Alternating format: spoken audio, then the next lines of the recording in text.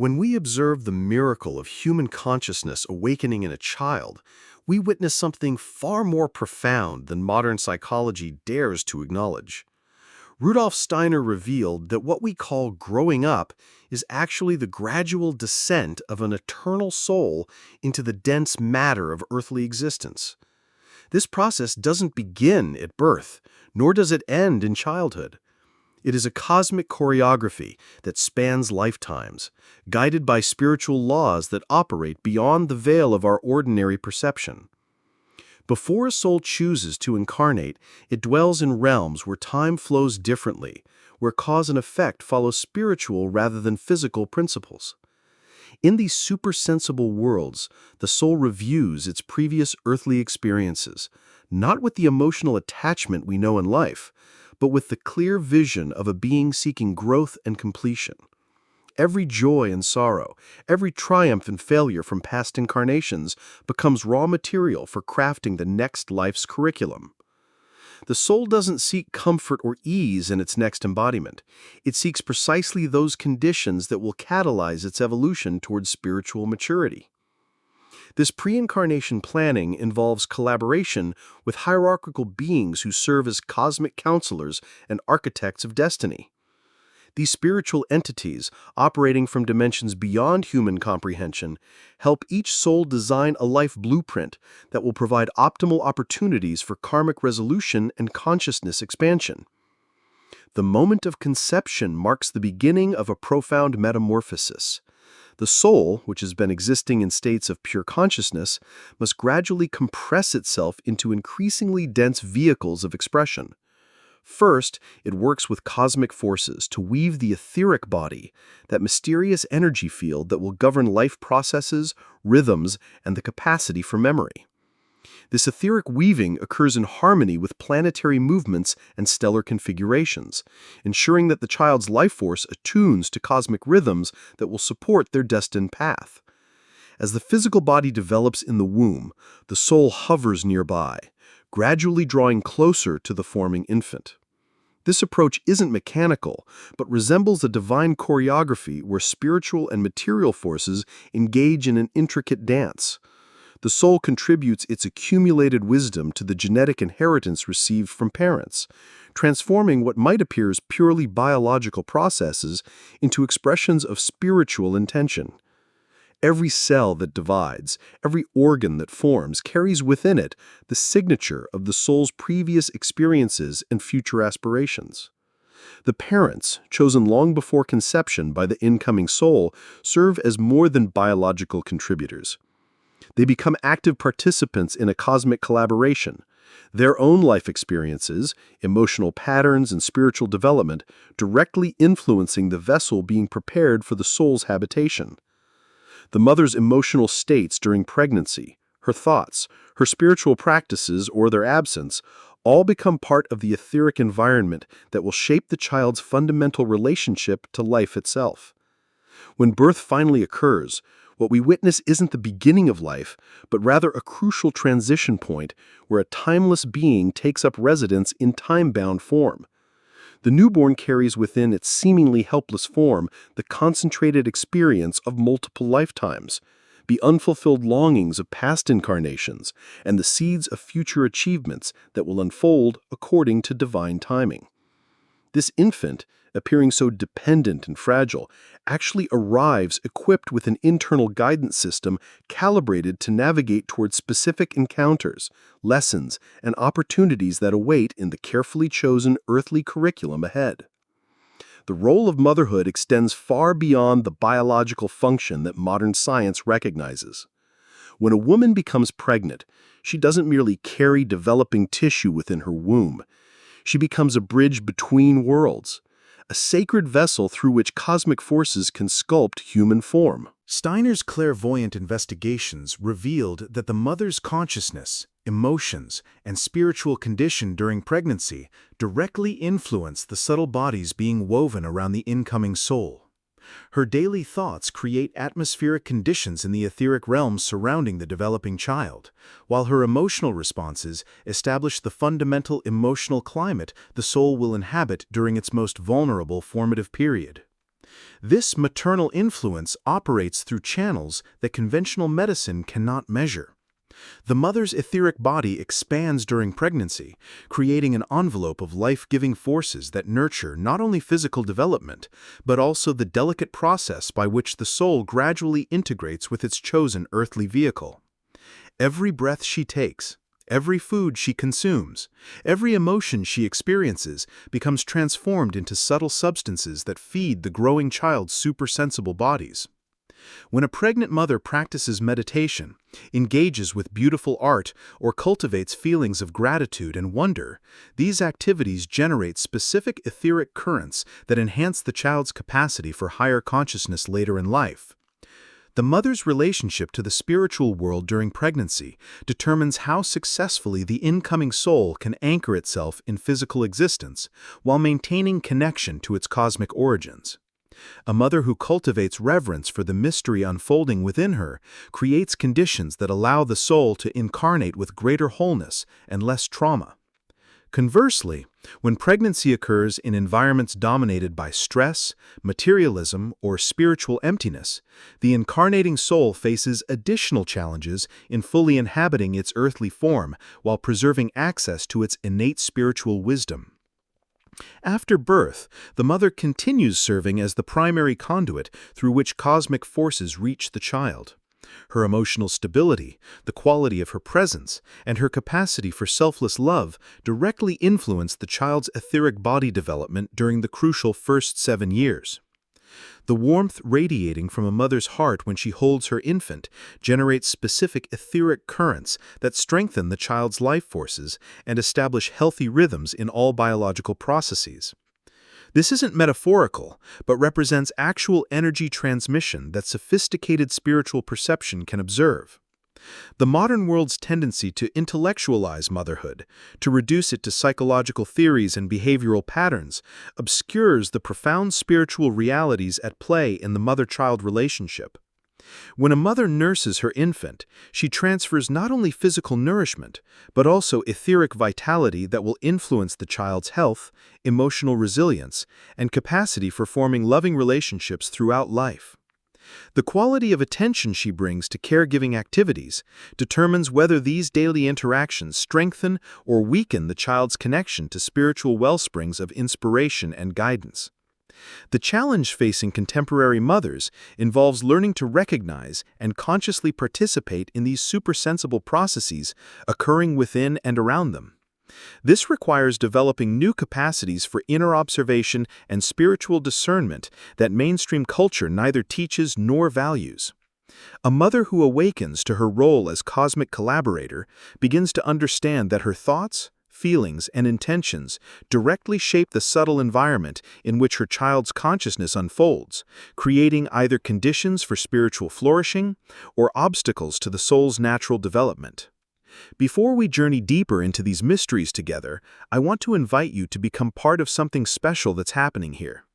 If these insights about the sacred nature of motherhood are stirring something within you, if you're beginning to see the profound spiritual realities hidden beneath surface appearances, then you're ready to embark on a transformative exploration of human existence. Rather than simply asking you to subscribe, I want to know, what moment in your own childhood do you remember as feeling most connected to something greater than yourself? Share that memory in the comments below, because these glimpses of cosmic consciousness often reveal the spiritual intentions our own souls brought into this incarnation. Your story might be exactly what another soul needs to hear to remember their own divine origin. The father's contribution to his child's spiritual development operates through entirely different cosmic channels than the mother's influence, yet both prove equally essential for complete human formation.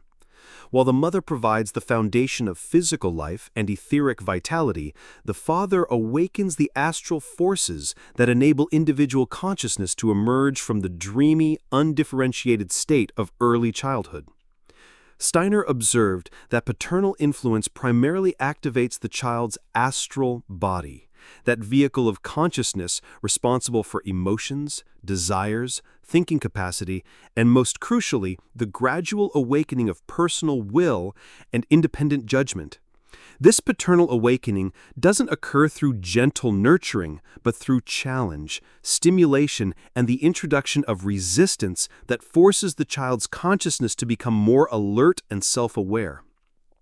When a father engages his child in playful wrestling, intellectual puzzles, or adventures that require courage and problem-solving, he activates astral currents that strengthen the child's capacity for independent thinking and emotional resilience.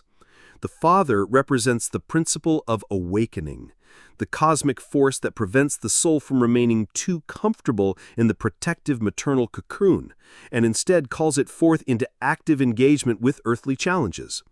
However, the father's influence extends beyond immediate interactions with his child. His relationship to spiritual realities, his capacity for moral courage, and his willingness to take responsibility for family well-being create an atmospheric condition that either supports or hinders the child's developing sense of personal mission and ethical orientation. A father who demonstrates integrity under pressure, who maintains connection to higher values despite worldly difficulties, generates astral forces that inspire his child's own capacity for principled action later in life. Conversely, when fathers model cynicism, spiritual emptiness, or moral weakness, they create astral disturbances that can plague their children with self-doubt, confusion about life direction, and difficulty accessing their own inner strength. The interplay between maternal and paternal influences creates the fundamental polarity within which human consciousness develops its capacity for both love and wisdom, receptivity and initiative, being and becoming. The child who receives adequate maternal nurturing develops trust in existence itself, a basic faith that life can be good and that love is possible. But without sufficient paternal challenge and inspiration, this same child may lack the inner fire necessary to transform trust into active service, to convert faith into creative achievement that benefits the broader human community. Modern family configurations often struggle to provide this essential cosmic polarity not because of changing social structures, but because many parents have lost conscious connection to the spiritual realities operating through them. When fathers attempt to replace mothers by becoming primary nurturers, or when mothers try to fulfill paternal functions by becoming the primary challengers and disciplinarians, children receive confused cosmic signals that can delay or distort their natural developmental processes. This doesn't mean rigid gender roles, but rather conscious recognition that masculine and feminine cosmic principles operate through parents regardless of their personal psychological preferences. The tragedy of contemporary family life often lies not in external circumstances, but in the spiritual unconsciousness that prevents parents from recognizing and fulfilling their cosmic functions. Both mothers and fathers have become disconnected from the supersensible realities flowing through them, reducing parenthood to a series of psychological techniques and behavioral strategies, rather than recognizing it as participation in cosmic creativity. When parents awaken to these deeper dimensions of their roles, even challenging family circumstances can become opportunities for profound spiritual service to the incarnating souls who have chosen them as collaborators in the great work of human evolution. The karmic connections between parents and children extend far beyond single lifetime relationships. Souls often reincarnate in group configurations, playing different roles across multiple incarnations as they work together toward collective growth and mutual service. The soul who incarnates as your child today may have been your teacher, parent, or spiritual companion in previous earthly sojourns. These role reversals ensure that each soul experiences the full spectrum of human relationships and develops complete empathy for the challenges and opportunities inherent in every position within the human family structure. Understanding the karmic foundations of family relationships transforms our approach to the inevitable challenges that arise between parents and children. When conflicts emerge, when communication breaks down, When disappointment and hurt feelings create distance between family members, these difficulties aren't failures to be avoided, but rather precisely the friction points where souls have chosen to work on unresolved issues carried over from previous incarnations. The angry teenager rebelling against parental authority may be working to develop independence that was suppressed in a past lifetime, while parents struggling with feelings of inadequacy or control may be learning lessons about trust and letting go that their souls specifically chose to master in this incarnation. Every family contains within it a unique constellation of karmic opportunities, disguised as ordinary relationships and everyday interactions. The child, who seems to embody all our worst traits, is often the soul who has returned to help us recognize and transform these same qualities within ourselves. The parent whose approval we desperately seek may be offering us the chance to develop self-validation that was missing in previous incarnations. The sibling who triggers our deepest insecurities could be the very soul who agreed before birth to activate precisely these vulnerabilities so we could finally heal them through conscious spiritual work. This karmic perspective doesn't excuse harmful behavior or suggest that suffering should be passively accepted, but rather offers a framework for understanding why certain souls attract particular types of experiences and how these experiences can be transformed into wisdom and compassion. When we recognize that our family members are actually spiritual collaborators who have agreed to participate in our mutual evolution, we begin to approach family difficulties with curiosity rather than victimhood, seeking to understand what gifts of growth are hidden within even painful situations. The process of healing family karma requires developing the capacity to see beyond personality-level reactions and recognizing the eternal souls operating through temporary earthly roles. This shift in perception allows us to respond to family members from our highest spiritual understanding rather than from wounded emotions or conditioned patterns inherited from previous generations. We begin to ask not, why is this happening to me, but rather, what is this experience here to teach us all?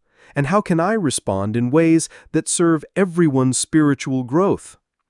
True family healing occurs when individual family members take responsibility for their own spiritual development while maintaining compassionate connection to others who are working on their own karmic lessons at their own pace.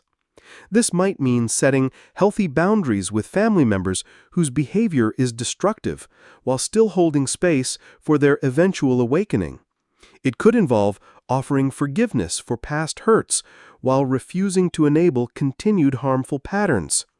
Most importantly, it requires developing the wisdom to distinguish between our responsibility for our own spiritual evolution and the temptation to try controlling or fixing other family members who must walk their own paths toward consciousness. The ultimate goal of understanding family karma isn't to become resigned to difficult relationships, but rather to become so spiritually strong and clear that we can remain loving regardless of others' behavior while maintaining complete integrity to our own soul's purpose. When we achieve this inner freedom, we often discover that family relationships naturally begin to heal as we stop trying to change others and instead focus on embodying the consciousness we wish to see reflected in our family environment. As we conclude this exploration into the sacred mysteries of birth, motherhood, and family karma, I want to express my deepest gratitude for joining me on this journey into the hidden spiritual realities that shape our human experience. If these insights have touched something true within you, if they've helped you see your own family relationships through new eyes, then I warmly invite you to join our growing community of souls who are committed to understanding life through spiritual science rather than material assumptions alone.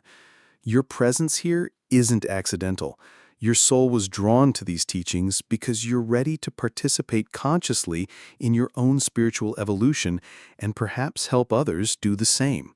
I would love to hear how these ideas are working in your own life. What patterns are you beginning to recognize in your family relationships?